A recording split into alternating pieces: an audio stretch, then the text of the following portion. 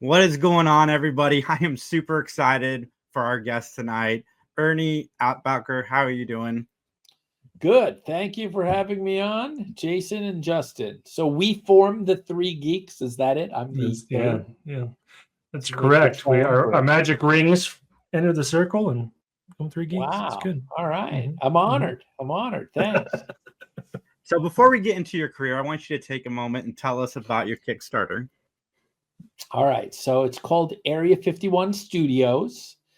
And basically everything you know about Area 51 is wrong. It's actually a sound stage where alien producers make galactic reality TV. So it's kind of like if you like behind the scenes shows, like the Larry Sanders Show, or more recently Seth Rogen's The Studio, mixed it with Men in Black, and also some weird Monty Python-esque bits of, the kind of Monty Python-esque violence is in there too. So if that type of thing, if you like, please give it a look. I'm also going to say for anybody that listens to this later, I mean, I guess until the Kickstarter stops, but if you buy something printed, the novella is also there, and or a printed issue number 1, we will give you exclusive stickers if you leave a comment on the Area 51 Studios Kickstarter message board with hashtag 3Geeks podcast. So we know to give you stickers, but it's got to be something printed. I don't want to, I know that it's a kind of a tough time for everybody, but even if you want to just leave a comment or a social boost, that would really be very much appreciated. Heck, if it was a choice between me getting somebody a donor for $20 or getting $21 notice, donors, and they would each leave a comment, that would juice the heck out of the algorithm. Actually, I would much rather have the latter than the former. But I met the artist Josh White at Comic-Con. So how geeky is that? At the Comic Connection. I'm sorry, the Comic Creator Connection, which is a panel that they have every year, and it's kind of like speed dating for comics, for people who want to make comics. And so I met him there, and we kind of teamed up to do this. So that's awesome. Thank you. So, judging from your work, have you been a big comic book fan for a long time? I have. Yeah, that's probably my gateway drug into the genre stuff that I love so much. Comics and books, but when you're a kid, that visual is like really great. There's nothing like a rampaging Hulk. You're like, oh my God, this is so good, the books come a little bit later. What was your first comic book? The first one the first thing that I got in wasn't really a superhero one. It was Weird War Tales. I was very much into war movies. War and monster movies, I thought, were the best. And I wondered when I was like 6 and 7 years old, how come we stopped learning how to make good movies? That Japan had it all over us in the monster category. And we used this guy named John Wayne was really kick-ass at one time, and they would make great war movies. And now what's happening? That was like the 70s auteur period. I'm like, you can't compare it to, the Green Berets or something like that, or The Longest Day. Actually, I'm mixing up some years, but those great like B war movies and stuff. I was just like, this is great. So that was kind of my first one. It got me into some superhero. I think I may have done some Richie Rich at the same time, but then you discover, oh, there's like other way better stuff than this like kid stuff, Can I go back to your Kickstarter? I love looking at kind of the available rewards people can get and kind of where do we kind of get to that point. And I love you've done two things that I really love about it. You have Men in Black variant covers, pretty sweet, and you have the opportunity to be in the comic book. That's pretty awesome. That's pretty neat. I cannot believe that that's been so popular. I mean, that we've gotten two out of. I've actually we actually have 3 people have backed us that way, but one was a good friend, and I'm like, I don't know if we can change this. I need you to change it to like no reward and you'll still get drawn in. But we need a spot for somebody else that might want it, But those went early. And so there's still one left. And you get, in case it's not clear, because someone had to ask me, do I get everything? Do I get all the variant covers also? Yes, you do. You get everything that can be possibly printed and all the digital stuff. And there's a bunch of digital extras that you can get with the all-in or the digital, whatever we call the digital all-in. You get a bunch of other drawings and inks, and all of that stuff are jammed into that for you kind of process junkies. You can have all the early stuff in there. That's awesome. Josh. That's awesome. I know I'm gonna be back in the Kickstarter as soon as we're done. I love looking at it. I just want the stickers. Yeah. Thank you. Thank you so much. Thank you don't forget to hashtag your podcast, so that we know to put them in. But it's fun. So 2001 Space Odyssey was also a variant cover. Awesome. Great movie. Now, are there hidden Easter eggs for other alien stuff in your issues and in your comic, or is it just kind of the variant cover? Wait, I guess what do you mean by that? But do you have Easter eggs? Like, do you have like a random alien from Alien? Do you have like a predator roaming around the background? Oh my God. Well, Justin, you're going to enjoy this book very good.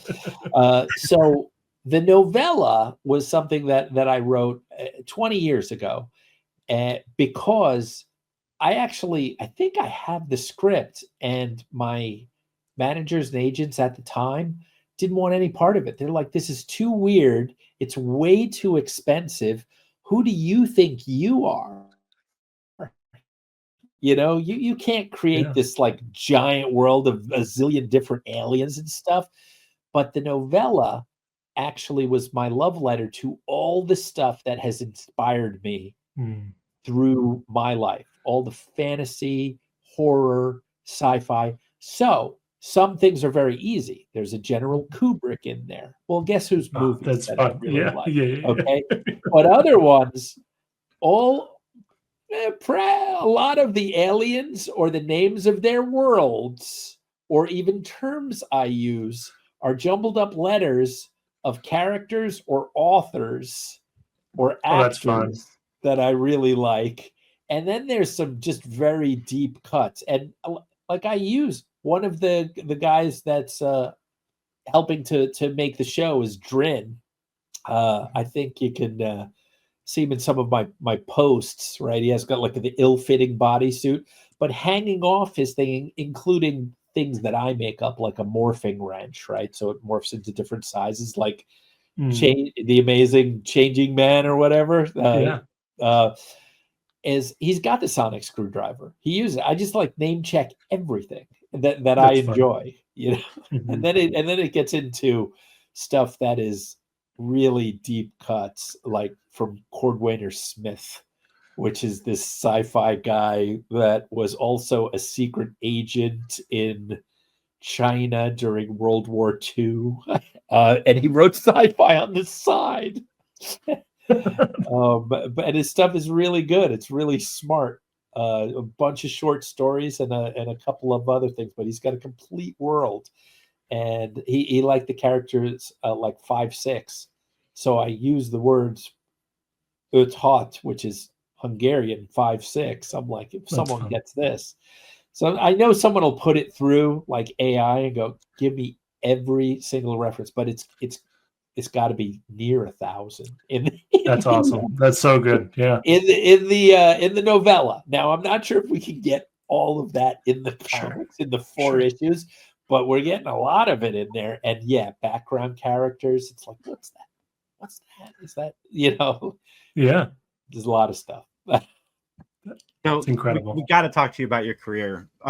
Your first 2 things that you wrote for television were Ghostbusters and Spider-Man. Like, you came out of the dugout swinging for the fences. Like, how did you get involved with those projects? Well, I'll tell you, I owe most of my early career, and what am I saying? There's several people that I owe my career to. One is John Semper, who was the showrunner of the Amazing Spider-Man cartoon in the 90s. But the person who got me in front of John Semper so I could be hired by John Semper is Jim Krieg. And so I've co-wrote that Ghostbusters with Jim Krieg. And I was on staff of Spider-Man with Jim Krieg. And in fact, he was the overseer of, let me see, I think Batman Hush, but the later ones, he took over for Alan Burnett. If you know, take a look at their resumes, and it's quite amazing. But he recently wrote all of the Crisis on Infinite Earths trilogy movies. Mm-hmm. Like he wrote those. That was and Flashpoint and a bunch of others. Gotham by Gaslight. So yeah, I've written a bunch, but it's through those 2 guys giving me these assignments. I had to earn the first one with like nobody knowing me, but then after that, yeah, I've known Jim for a long time. We went to film school together. Oh, nice. I was going to ask you, because you did some directing and producing. Is that something you hope to do more of in the future? No, I'm too old to get into that new hobby. I mean, I'm getting into comics. That's what I'm doing. I like this. I like this kickstarting thing. I got a lot of great ideas and stuff that I didn't get to pitch, like DC or Marvel comics, and I'm gonna just switch them over because the stories are so solid. Make them different thing, and just create my own little universe. But yeah, I did enjoy the directing. I don't think I'm the guy for directing. I like it when I leave a project and I get to go do 5 more things. The people that your great directors, they can target lock and focus, but they're with the project 2 more years after. They might be juggling several projects, but they're with it for 2 years. I write this thing in 3 to 6 months, and most of that isn't on me. It's waiting for notes, because people have a lot of time, or a lot to do in the exec positions. They're giving notes on 1,000 things, so you just go into the queue, and then when you finally get it, then you're like, right, fast, and then you give it back, and then you wait a while. So I get to do like a lot of different things, and then have a lot of different credits. But directors, they're like, they got to make all these decisions, and there's meetings. I don't like too many meetings. I just like I like being in my writing hole and writing. I can either make stuff or you take all those meetings. One of the two. That's it. One of my favorite things in life is The Wizard of Oz. I liked Wicked. I liked Return to Oz. I even liked the Sam Raimi movie. What is Lost in Oz? And how did you get involved with that? That was an Amazon show. It was pretty cool, but I was called in at the very end to do a couple episodes. I think 2 out of the last 6, along with another writer, talented guy, Gavin Hignett. And I think it was just to shore up some story, or it needed to be speedier to finish on time. So it was just like calling in. It's like, here's some pros for you guys that have made this show that we like, but you have to be faster, and they're going to be your hands. And so I didn't really like have a lot of creative stuff on that at all. It was run very well by the people who ran it, whose names I'm forgetting. That's fair. Yeah. What was it like working on Constantine? I was lucky enough to chat with Matt Ryan for like 10 to 15 minutes last year for a bit, and every time I see him in a project, I always like to ask about it. So I was working on Constantine. Oh my God, so I did the House of Mystery, Constantine, Yeah. and also Justice League Dark, where he appeared. Oh, I forgot he was interweaving in there. Yeah, I forgot. Right, Yeah, you're right. And then he's also very much in Justice League Dark Apocalypse War. So he kind of resets the universe. He's a great guy, very fun. He's the voice I always hear now when I'm writing Constantine dialogue. He really gets it. He can do all different types of Constantine, and all of them are valid and fun.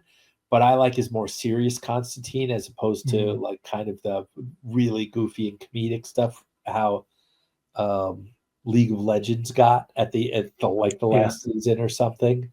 Like I like the first season's a little bit better, and the show, I was like, oh, make it more gory, right? Make it more horrible. Like let's get some Garth Ennis Hellblazer stuff going on here. That's what I would like. But he's my favorite character to write, actually, Constantine. That's why I use him as a little head. That's awesome. Yeah, the Avatar. So when you get on a DC project, are you handed like, here's a rough outline of where we need the story to go, or how much freedom do you have as a writer in those types of shows? No, we have to pitch. Well, it depends. Is it on is it based on an existing property? So obviously, we use that as the lodestar, and we try and get in. Contrary to opinions, we try and get in everything we can, but the animated movies are far shorter than usually the comic runs. Batman Hush is 12 issues. There's no way. Plus, they're not infringed, but kind of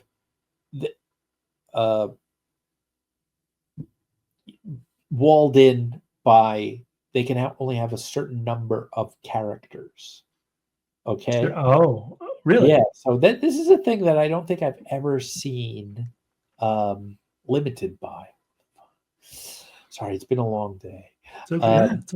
So they're limited by a character limit of like, say, 17. Now, those people can do 3 characters. So overall, altogether, you could have 51. But your stunt characters, like your Matt Ryan, they might give him like guard number 2 that dies or something, but it's not like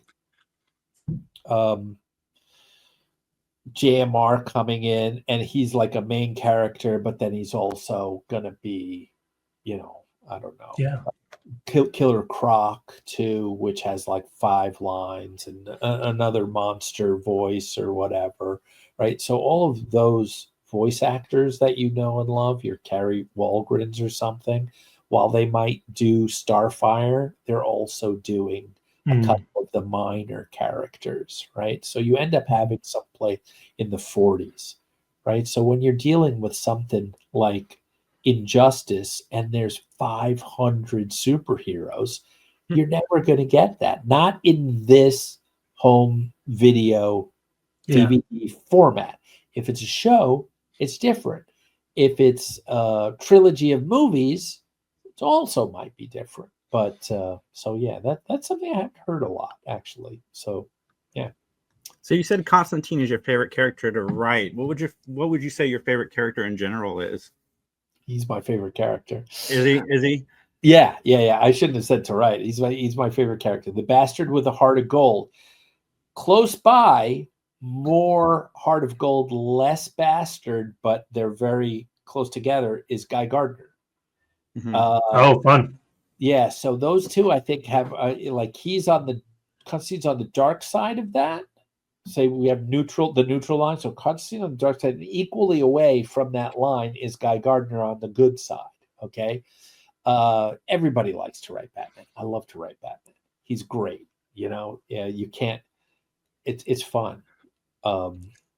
And Hush must have been Yeah, awesome, right? The Riddler, everything about that. Oh man, that's probably a lot of fun to get involved with. you know, you like they kind of don't want you to write jokes for Batman. Like he never really does a joke, but he might say something that's so serious it turns out funny. So they were constantly busting me for that on this. Like, come on, he can't be like setting up and like, oh, that was great, Constantine. You know, good effort. Yeah, like they're like, no. But then I got one in there. Yeah. Or it was Alan Burnett rewriting me, where it was like, I think Orchid was mind melding with him and going, your life is patterns of darkness and pain. And, how do you deal with it? And he's like, I have a butler. You know, like that's about all you can get as far as like there'll never be, well, I mean, I guess the Jim Lean in Adam West. the Jim Carrey Batman. True. Yeah. Like, I mean, I'm sure there will be. Yes, you have Batman 66. But not usually in the comics. I don't know if DC would like. That's fair. Here's zany Batman. Maybe in a shark repellent. Yeah. Maybe in an alternate universe. He's like Bizarro Batman, where he's like, that'd be fun. I just flew in here last night. Boy, are my arms tired. Like everybody, they're so sick of him. He's like, oh, that guy, he's always cracking jokes. Our Batman. I would love that. That would be kind of good, actually, right? Now that I'm saying, I'm like, oh, I could write the crap out of that, actually. Yeah. Well, as a Guy Gardner fan, are you excited to see Guy Gardner on the big screen in a month? Oh, and the show. When's that Peacemaker coming out? Oh man, soon. Yeah, I can't wait. I'm so excited. And I think it's man, is it this week? I want a new dance thing. A new dance. Nathan Fillion as Guy Gardner. Maybe that because we all wanted him as the regular Hal Jordan Green Lantern, but then that didn't happen. Obviously, Ryan Reynolds, I guess, to his dismay, scooped that role away. and but maybe this is the one. Maybe he's like the perfect. I didn't put it on him that he would be as good as whatever little clips we've seen has him of being Guy Gardner.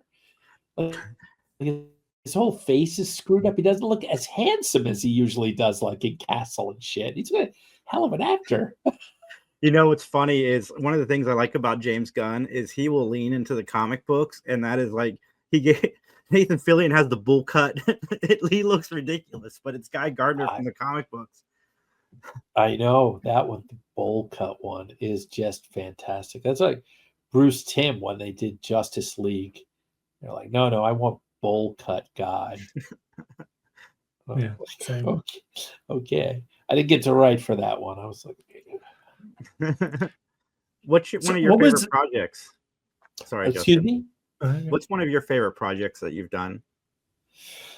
I really like I love doing Batman Hush. I really like the first Justice League Dark, but just I think I got like for a second there, I had the Dark Prince, the Reaper reputation from Justice League Dark Apocalypse War, where we were just mowing down characters. Part of that was James Tucker too. He was like, I'm going to be like a bad hotel guest and make that room unlivable. The bad tenant leaving is just like, ah. So he was a willing partner in it. It wasn't only me, but hey, it was an Elseworlds. We love the characters. That's awesome. What was it like? And I'll talk DC some more in a second, but Scooby-Doo, was that a fun thing to write? Like, was that a fun just piece of history, I guess? I don't know. Scooby-Doo's iconic, you know? It was really fun. That actually, like that script, I think the person writing it had to leave to do something awesome. And so I kind of took over from, I don't know if I had to rewrite it or took over from outline, but yeah, it was really fun working with the wrestlers, basically. Oh, sure. Sure. Seeing them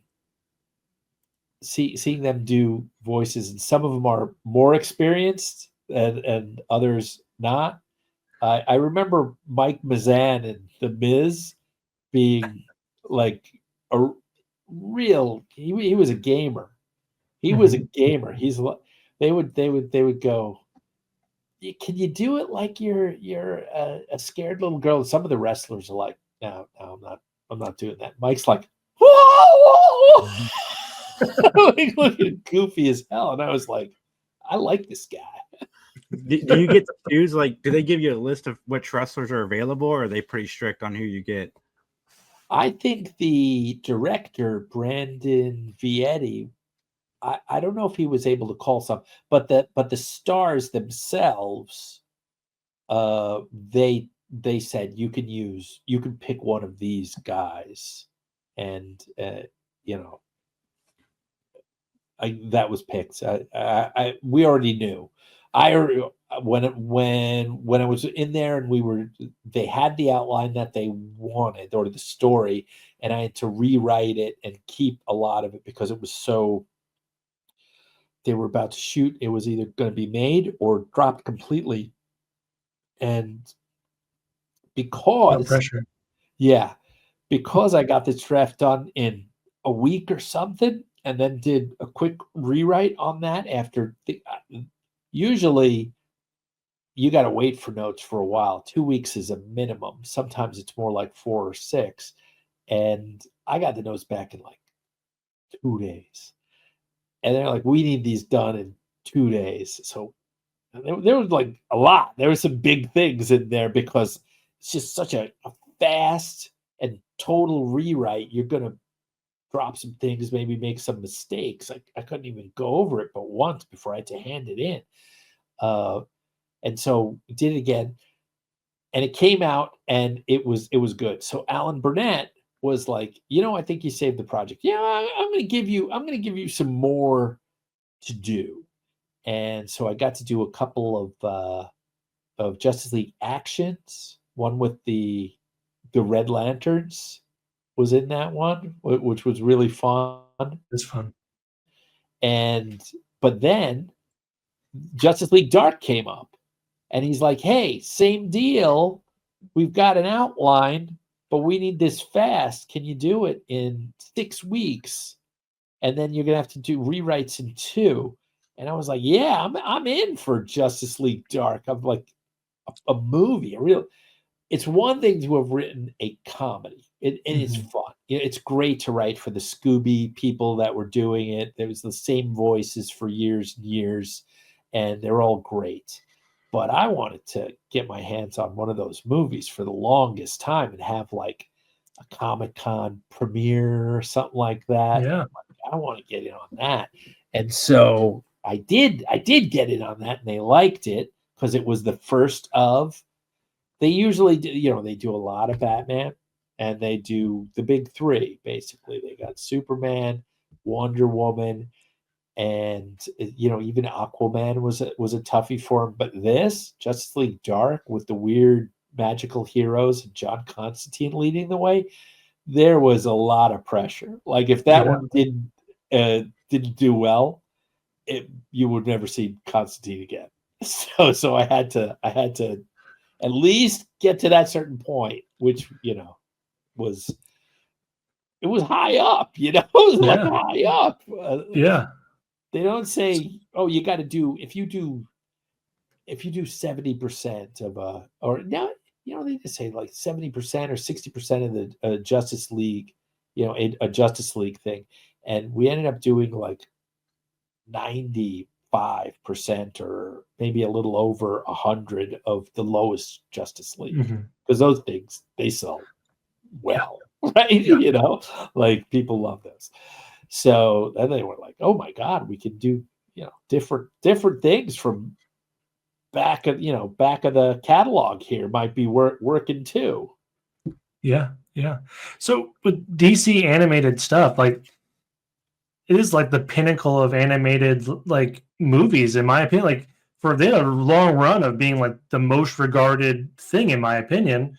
Like, what do you think kind of bottled that magic for the DC animated like franchises and things like that? Is it, you know what I mean? Because like sometimes we'll have a DC like live action that doesn't really hit the mark, but those animated are always so consistent. It feels like with really nailing like the character and the story, things like that. Do you have an opinion on that, or like what do you think they do well? The supervising animators are fans, so and they're extremely talented. So for a lot of the early ones, you had Jay Oliva, and you've got Sam Liu in there, and Rick Morales, and then of course James Tucker was leading the whole Tuckerverse thing. That's 16 movies, and then Butch Litzek took over, and he's doing the Tomorrowverse now, which I'm not sure if it ended with the Crisis, and they're doing something new right now. A little behind the times for that, but those animators and the Warner Brothers storyboard artists are actually like, if you're a Warner Brothers storyboard artist, and you any other animation place will offer you a job because you're that good. You have like Bruce Timm is also, I'm forgetting about Bruce Timm. So he's one of the Brendan Vietti, all the people who are like showrunners for Warner Brothers animated stuff. Tony and Spike, they're all really, really talented, and so the people doing the movies were also amazingly talented, and so that's it. It starts with the animators, and then they get writers of hopefully equal talent that will kind of test them and give them something really to work with and to work on to make something even better. If you just say these four characters fight, you got to give your take on the fight, and then no one's going to tell Jay Oliva how to stage a fight. Like, I'm not gonna, as a writer, I'm not going to be like, make sure they're on the right side of the screen. Ridiculous. But I put in some interesting bits, and sometimes it leads him to think something better. Sometimes he used it, So that leads into another question potentially. Oh, sorry. But at the point of you handing off your script and say, hey, this is pretty much done, are you then on set for, and I don't know the writing engagement for like the actual animation or things like that, are you there to kind of walk them through a line if they want to make a change or anything like that, or are you there at all for that piece of it? Not usually. Sometimes they'll invite us to the records, but it's more like, sit down. If there is a problem, then all of a sudden you're like, come over and help us solve this thing, Yeah. I don't want to. God, I don't want. I was thinking about my answer.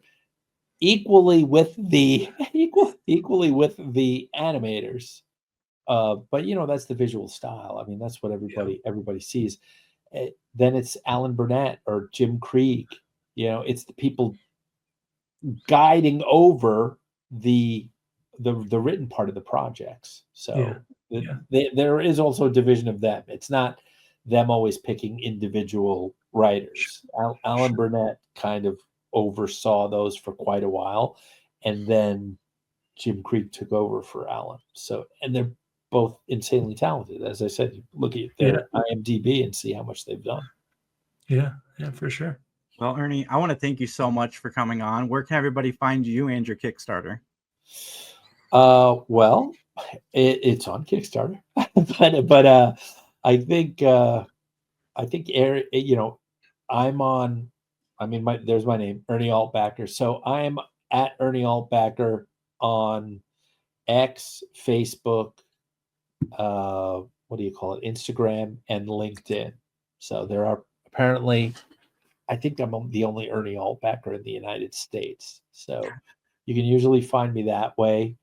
And on the Kickstarter, you can even you could search for Ernie Altbacker and Area 51 Studios comes on. But I think we have our own little website that's Area 51 Comic.com,